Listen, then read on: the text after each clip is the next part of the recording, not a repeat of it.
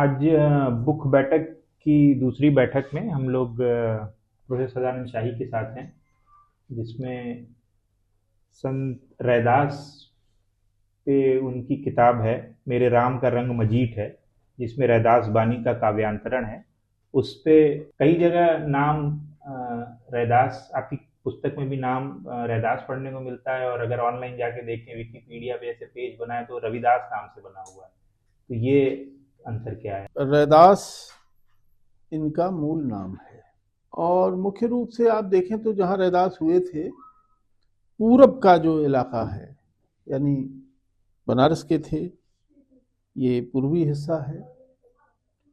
तो इधर के जो टेक्स्ट पुराने मिलते हैं आप देखेंगे कि उसमें रैदास नाम प्रयोग किया गया है, और प्रसार इनका पश्चिम तक गया था। राजस्थान के बहुत सारे स्रोत हैं, पंजाब के हैं, तो उन सारे स्रोतों में रविदास नाम का प्रयोग किया गया है।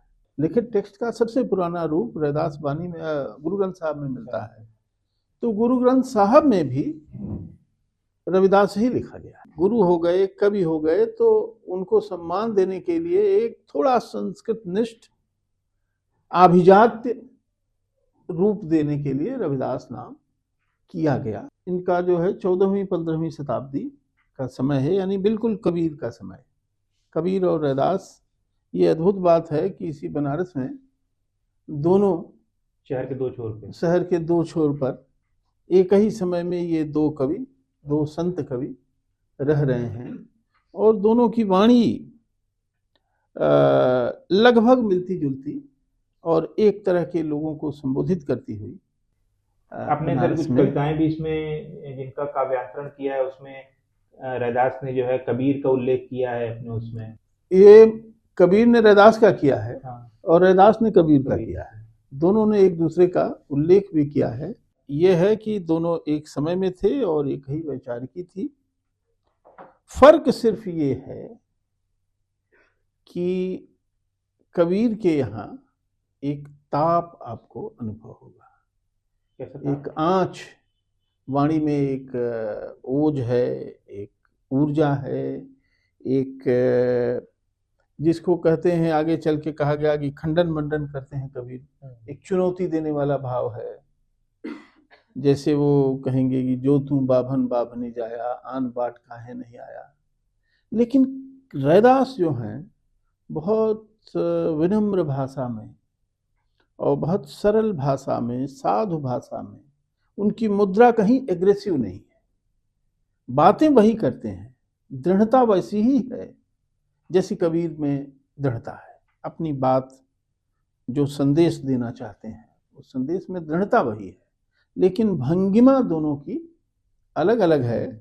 और हमारे मित्र हैं, रैदास के अध्येता हैं, उन्होंने रैदास का अंग्रेजी में अनुवाद भी किया है, पीटर फ्रेडलेंडर।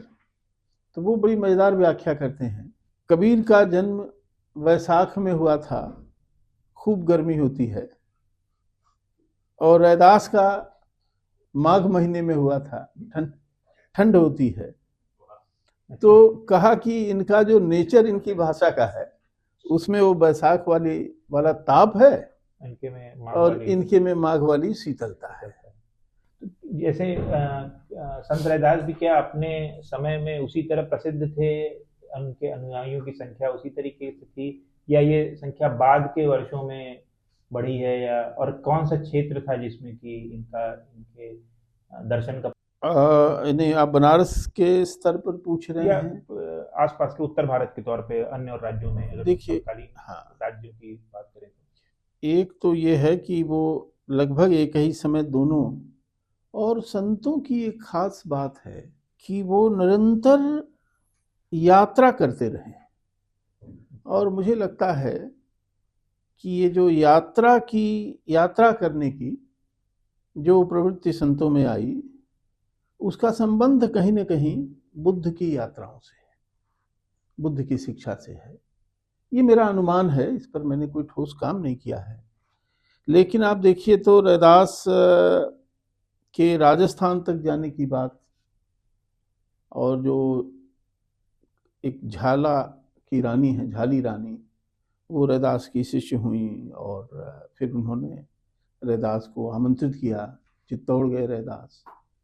तो और जो रैदास की शब्दावली आप देखेंगे तो यहाँ जन्म उनका बनारस में हुआ, और जैसा कि सामान्य भाषा का जो स्ट्रक्चर है वो ब्रजभाषा वाला है, जो उस समय कविता की भाषा थी। लेकिन रैदास के यहाँ आपको ऐसी शब्दावली मिलेगी जो बहुत सारे फारसी के शब्द उसमें हैं।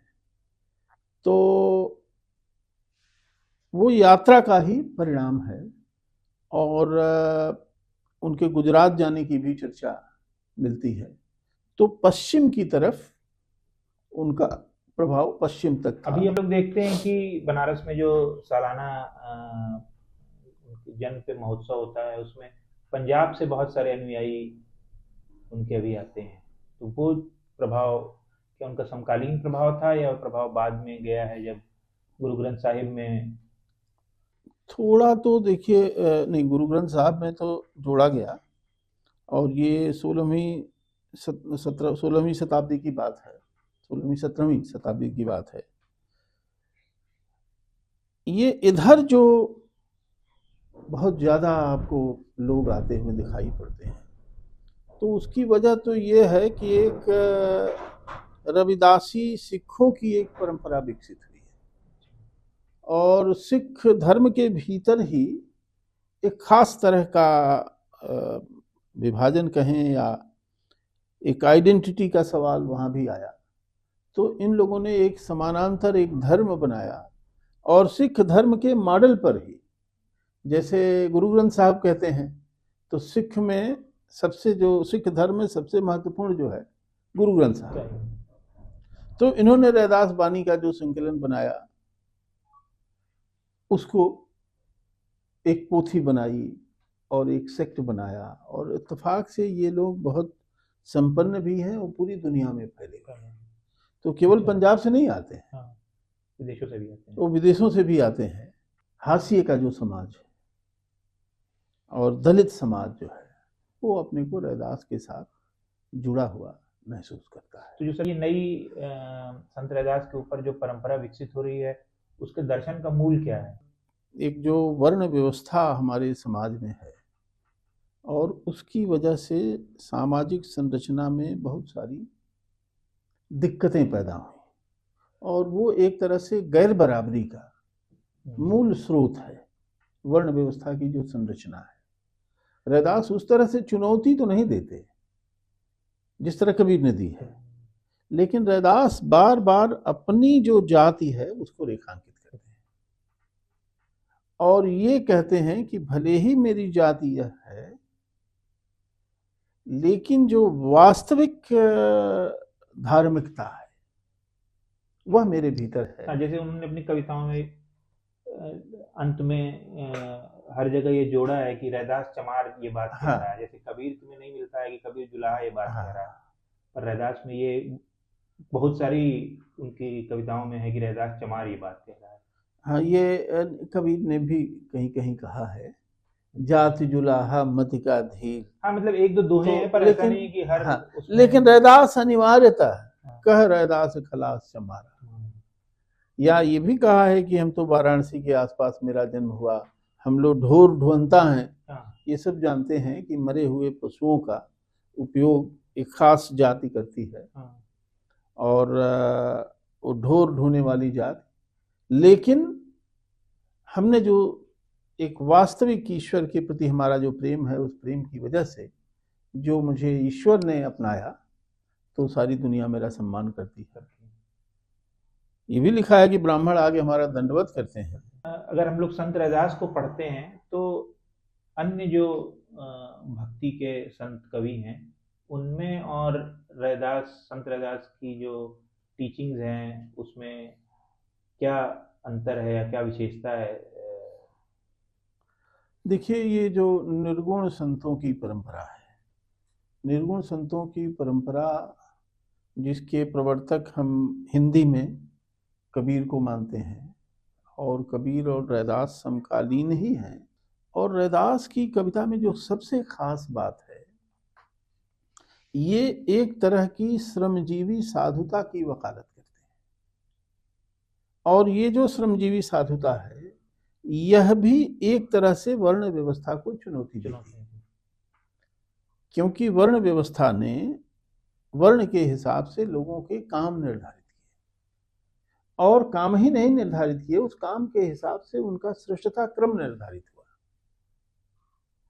लेकिन रैदास कहते हैं कि हम अपना जूता सीते हुए भी ईश्वर के साथ उनकी भक्ति कर सकते हैं, और उनसे हमारा जो प्रेम है वह प्रेम संभव है।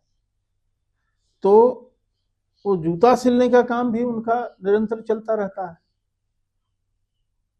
तो श्रमजीवी साधुता, जो हम दैनंदिन जीवन के जो काम कर रहे हैं वह काम करते हुए भी एक श्रेष्ठता, मानसिक श्रेष्ठता हम प्राप्त कर सकते हैं, वो काम कोई हो सकता है। इसीलिए आप देखिए कि संतों की जो परंपरा है, उस परंपरा में अलग अलग व्यवसायों के संत आए हैं, धुनिया भी आए हैं, कसाई भी आए हैं, नाई भी आए हैं।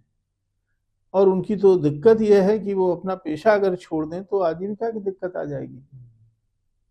तो एक सबसे जो चिन्हित करने वाली बात मुझे लगती है वो ये कि रैदास श्रमजीवी साधुता की बात करते। रैदास जूता वगैरह सिलते थे, और मान लीजिए कि कोई साधु टाइप आदमी आ गया तो उसको फ्री में दे दिए जूता। तो पिता को लगता था कि ये तो बड़ा गड़बड़ कर रहा है, रघु नाम था पिता का, ये तो पूरा दुकान जो है हमारी लुटवा देगा, तो अलग कर दिया। तो घर के पीछे रैदास ने एक झोपड़ी डाली और रहने लगे। तो कहानी अलग अलग टेक्स्ट है, लेकिन मूल मंतव्य एक ही है कि भगवान को लगा कि अरे इतना बड़ा भक्त हमारा और ये जूता सी रहा है। तो भगवान जो है ब्राह्मण के वेश में रैदास के झोपड़े में पहुंचे और कहा कि ये पारस पत्थर है, ये तुम ले लो। रैदास ने पूछा कि ये क्या होगा, क्या काम है इसका। कोई एक लोहे का यंत्र रहा होगा रैदास का, उसको पारस पत्थर से छुलाया भगवान ने और बताया कि देखो ये लोहे को सोना कर देता है, तो ये हम तुमको देने आए हैं। रैदास ने कहा कि वैसे तो हमको इसकी जरूरत नहीं है, लेकिन आप देना ही चाहते हैं तो उसमें वहाँ खोस दीजिए। तो खोस दिया। तो साल भर बाद किसी कहानी में आता है, किसी कहानी में 12 साल बाद आता है। भगवान को लगा कि अब तो रैदास का सोने का घर हो गया होगा, महल अटारी हो गई होगी, वैभव हो गया होगा, चलें जरा देखें। तो गए तो पाया कि वैसे ही झोपड़ी में बैठ के जूता सिल रहे। तो पूछा कि अरे वो पारस पत्थर क्या किया तुमने? कहा आप जहाँ खोस के गए थे देखिए वहीं होगा।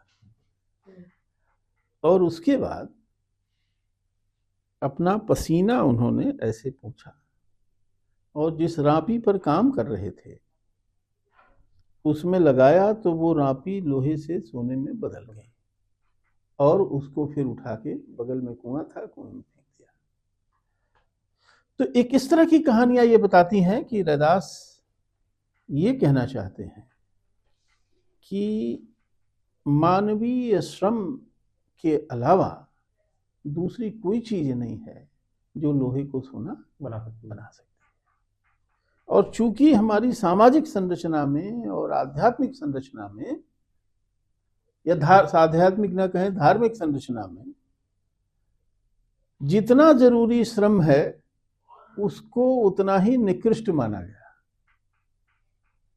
तो श्रम की प्रतिष्ठा वास्तव में भी कर रहे हैं, और ऐसी कुछ कहानियां हैं रैदास के जीवन से जुड़ी, जो कहानियां भी उस श्रम की प्रतिष्ठा करती हैं। एक विशेषता और भी देखने को मिलती है कि जैसे हम एक सामान्यतः माना जाता है कि कबीर को आध्यात्मिक ज्ञान के अनुभव की शुरुआत जो है जब वो रामानंद के शिष्य बने तब से उनकी जर्नी माना जाता है कि शुरू हुई।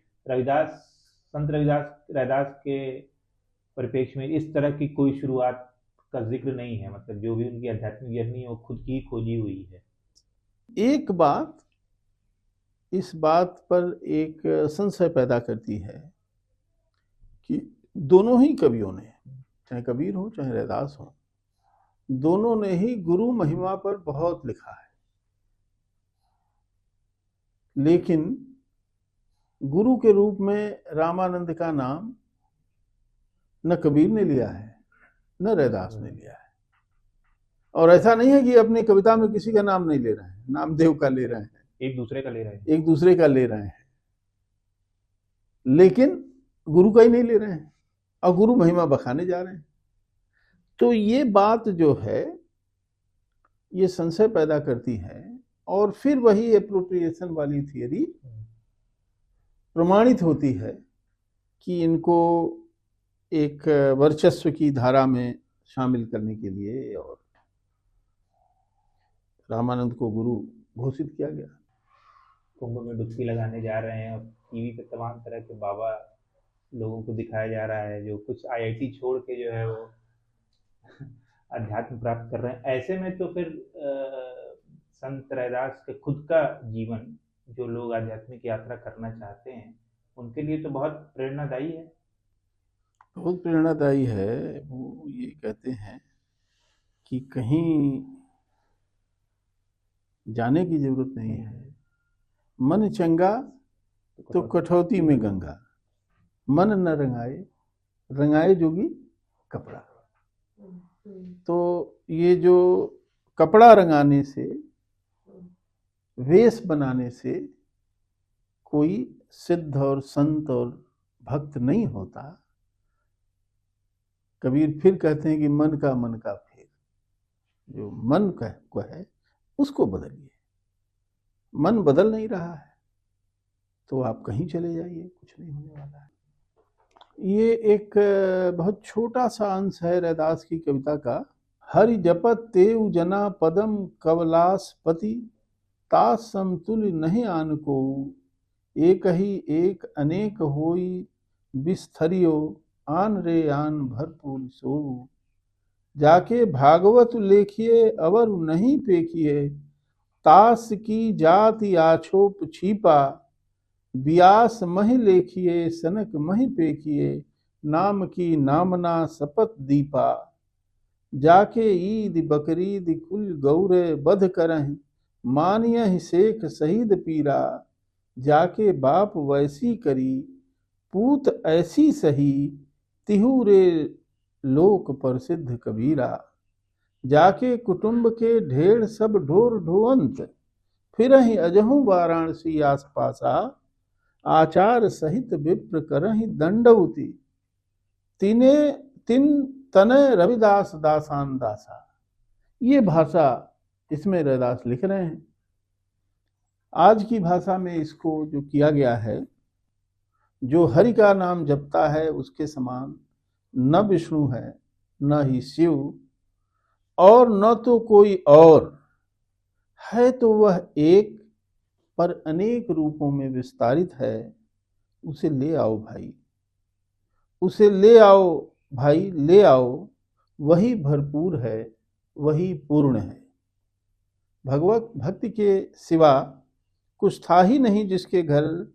वह अछूत छिपा नामदेव भी, हरि का नाम जपने से मान्य संत हो गए। व्यास के लिखे और सनक के बनाए ग्रंथों को देखिए। नाम की महिमा सातों दीपों में है। जिसके कुल में ईद बकरीद पर गोवध होता हो, जो शेख शहीद और पीरों को मानने वाला हो, जिसका बाप यह सब करने वाला हो, उस कुल के पुत्र कबीर ने ऐसा किया कि तीनों लोकों में प्रसिद्ध संत हो गया। जिसके कुटुंब के चमार आज भी बनारस के आसपास ढोर ढोते हैं, तुम्हारे दासों के दास रैदास का आचारवान ब्राह्मण विधि सहित करते हैं दंडवत। तो ये जो जाति है और वैभव है और साधन है, वह महत्वपूर्ण नहीं है। महत्वपूर्ण वो हृदय का भाव है और मन का उस परमात्मा की एकता को समझ लेने की जो दशा है, उस दशा की बात रैदास करते हैं। इसमें किसी एक विशेष तरीके का काम करने के पे भी जोर नहीं मतलब किया गया है। ऐसा नहीं है कि अगर आपको ईश्वर भक्ति करनी है तो उसके लिए बिल्कुल आपको कोई आश्रम या बिल्कुल, आप अपने घर में रहते हुए और अपना दैनंदिन काम करते हुए, अपने पेशे का काम करते हुए, यानी जूता सिलते हुए, कपड़ा बुनते हुए, रुई धुनते हुए भी आप ईश्वर के साथ साक्षात्कार कर सकते हैं, उसे पा सकते हैं। एक जैसे रविन्द्रनाथ टैगोर ने कबीर की 100 कविताओं का अनुवाद अंग्रेजी में किया था, वैसे ही सर आप अपनी इस किताब के बारे में बताइए जिसमें आप है वो काव्यांतरण, या काव्यांतरण पहले है क्या उसके बारे में बताइए और फिर। काव्यांतरण का मतलब एक तो कविता है और रैदास की कविता है और हिंदी की ही कविता है, लेकिन उस भाषा में और आज की भाषा में एक बहुत दूरी पैदा हो गई। वो कौन सी भाषा, ब्रज भाषा है? ब्रज भाषा है और उसका जैसा कि स्थानीय स्वरूप एक स्थानीय भी नहीं है वो, क्योंकि यात्राएं बहुत करते थे तो फारसी के शब्द हैं। तो काव्यांतरण करने का विचार तो इसलिए आया कि सामान्य पाठक, आज का जो हिंदी का पाठक है, वह सीधे रैदास को तक पहुंच जाए। रैदास के भीतर जो एक साहित्यिक गुणवत्ता है, विचार तो है ही, उसको आज का पाठक उस तक पहुंचे। तो मेरे भी मन में है कि रैदास की 100 कविताओं का करूं काव्यांतरण। और इसमें तो केवल वही पद संकलित किए गए हैं जो गुरु ग्रंथ साहब में 40 पद हैं और एक दोहा है। एक ट्रेन चलती है बेगमपुर एक्सप्रेस, वो बेगमपुर एक्सप्रेस से मैं आ रहा था तो कोई बैठा था बगल में, उसने कहा कि ये बेगमपुर कहाँ है, भूगोल में तो बेगमपुर नहीं है कहीं। तो मैंने पहले मुझे हंसी आई, फिर हमने बताया उनको कि बेगमपुर जो है वो रैदास की कविता में है और वो एक अवधारणा है, एक तरह की यूटोपिया है बेगमपुर। उस पद को आप पढ़िए तो उसमें रैदास एक वैकल्पिक समाज का सपना देते हैं। कवि क्या करता है, कवि जो है, जो हमारा एक वर्तमान है और इस वर्तमान की जो विसंगतियां हैं, जो गैर बराबरी है, जो अत्याचार है, अन्याय है, बेईमानी है, झूठ है, फरेब है, इसके बरक्स एक खूबसूरत दुनिया बनाना चाहता है। और वह खूबसूरत दुनिया कैसे बनाए, उपकरण क्या है उसके पास, शब्द हैं, शब्दों के माध्यम से ही वो करता है। फिर मैं ये बताऊंगा कि आज इसकी जरूरत क्या है, और शायद मैं पढ़ दूं तो बताने की जरूरत ही नहीं रहेगी, वो अपने आप। बेगमपुरा शहर को नाऊं, दुख अंदोह नहीं तिठाऊं, ना तस्बीस खिराज न माल, खौफ न खता न तरस जवाल, अब मोहि खूब वतन घर पाई, जहां खैर सदा मेरे भाई, कायम दायम सदा पातशाही, दोम न सोम एक सौ आही, आबादान सदा मशहूर, उहाँ गनी बसहि मामूर, तिव तिव सैल करहि जीव भावे, महरम महल न को अटकावे, कह रैदास खलास चमारा, जो हम शहरी सुमीत हमारा। इसका जो काव्यांतरण है, मेरा शहर बेगमपुर, यहाँ न दुख है, न दुख की चिंता, न माल है, न लगान की फिक्र, न खौफ, न खता, न गिरने का भय। मुझे मिल गया है ऐसा खूबसूरत वतन जहां खैरियत ही खैरियत है। मजबूत और मुकम्मल है यहाँ की बादशाहत, यहाँ न कोई दोयम है न तेयम, न कोई दूसरे दर्जे का है न तीसरे दर्जे का है, सब अव्वल हैं यहाँ। एक ऐसे शहर की कल्पना करते हैं जिसमें सब अव्वल हैं, सब बराबर हैं। आबोदाना के लिए मशहूर यह शहर अटा पड़ा है, दौलतमंदों से, जिसे जहां भावे वहां जाए, नहीं है कहीं कोई रोक टोक, सभी बंधनों से मुक्त रैदास चमार कहता है, जो इस शहर में रहने वाला है वही मेरा मित्र है। जो हम शहरी सो मीत हमारा।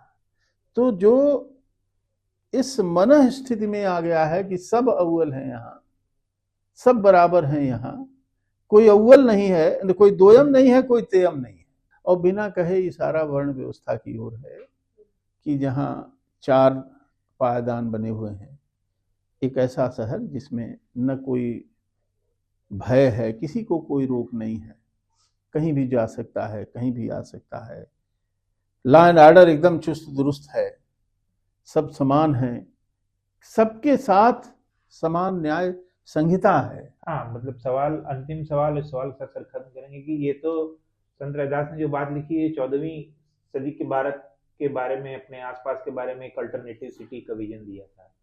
अभी तो उससे हम लोग करीब 600 साल आगे आ गए हैं। हाँ, तो क्या रेलेवेंस है इसका आज रेलेवेंस इसको अगर आप ध्यान से पढ़ें, और मैं ये बात महसूस करता हूँ कि अभी 3 दिन बाद हम लोग संविधान को याद करेंगे, और संविधान की जो मूल भावना है उसको याद करेंगे।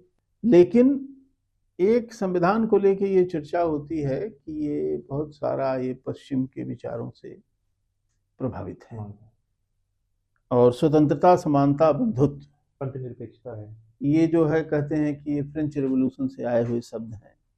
लेकिन आप रैदास को पढ़िए, जिस समाज की वो कल्पना कर रहे हैं, जिस बेगमपुर का एक नक्शा बना रहे हैं, उस नक्शे में स्वतंत्रता भी है,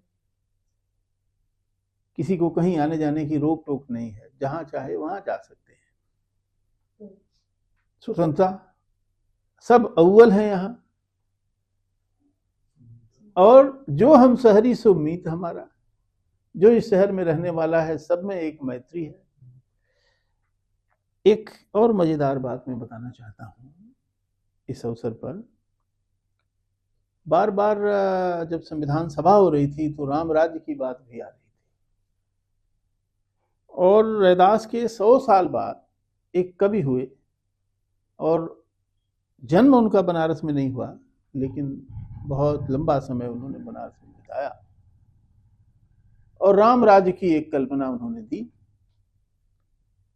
मुझे लगता है कि रैदास का जो बेगमपुर है और राम राज्य की जो कल्पना है, दोनों को अगर पढ़ा जाए तो बहुत कुछ मिलता जुलता। तो कवि जो है इनकी बात करें, गोस्वामी तुलसीदास है।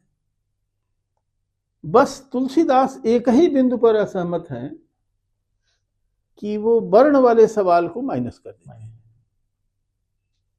बाकी पूरी कहानी वही है।